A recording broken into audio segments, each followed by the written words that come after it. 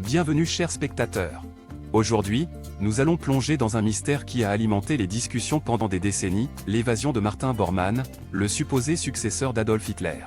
Cette affaire fascinante regorge de théories contradictoires, de fausses pistes et de suppositions. Dans cette vidéo, nous allons examiner en détail la version du sauvetage de Bormann et tenter de démêler le vrai du faux. Restez avec nous jusqu'à la fin pour découvrir les rebondissements inattendus de cette histoire incroyable. N'oubliez pas de vous abonner à notre chaîne, de liker cette vidéo et de laisser des commentaires.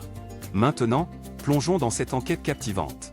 L'évasion de Bormann, enquête sur la version du sauvetage du successeur de Hitler alors que la Seconde Guerre mondiale touchait à sa fin et que les Alliés avançaient inexorablement vers Berlin, un mystère restait à élucider. Que s'était-il réellement passé avec Martin Bormann, le secrétaire privé du Führer Adolf Hitler? Des rumeurs avaient commencé à circuler, faisant état de sa prétendue évasion et de sa fuite à l'étranger. Cette hypothèse, bien que controversée, a suscité l'intérêt de nombreux chercheurs et historiens qui ont entrepris une enquête minutieuse afin de démêler le vrai du faux. Le contexte historique était tumultueux. L'Allemagne nazie s'effondrait sous la pression des forces alliées, et Hitler se cachait dans son bunker à Berlin, où il finirait par se suicider le 30 avril 1945.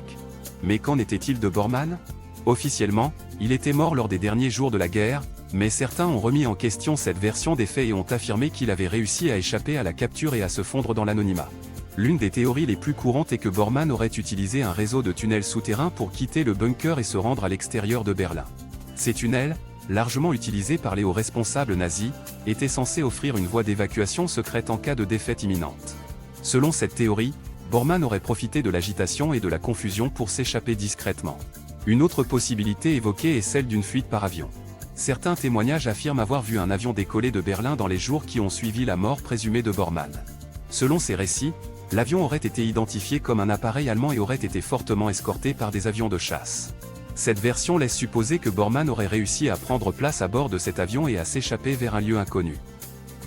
Cependant, toutes ces théories sont entourées de doutes et de controverses. Les preuves tangibles faisant état de la fuite de Bormann sont rares, voire inexistantes. De plus, la croissance de rumeurs et de théories du complot a souvent brouillé les pistes et rendu difficile la recherche de la vérité.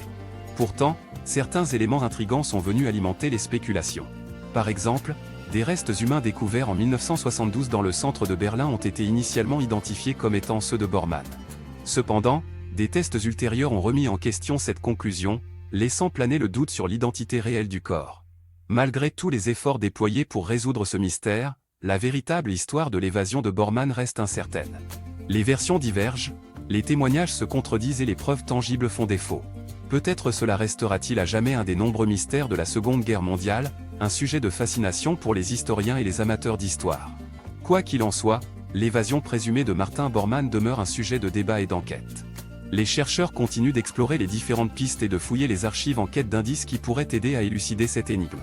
Peut-être un jour, grâce à de nouvelles découvertes, la vérité sur le sort de Bormann sera enfin révélée.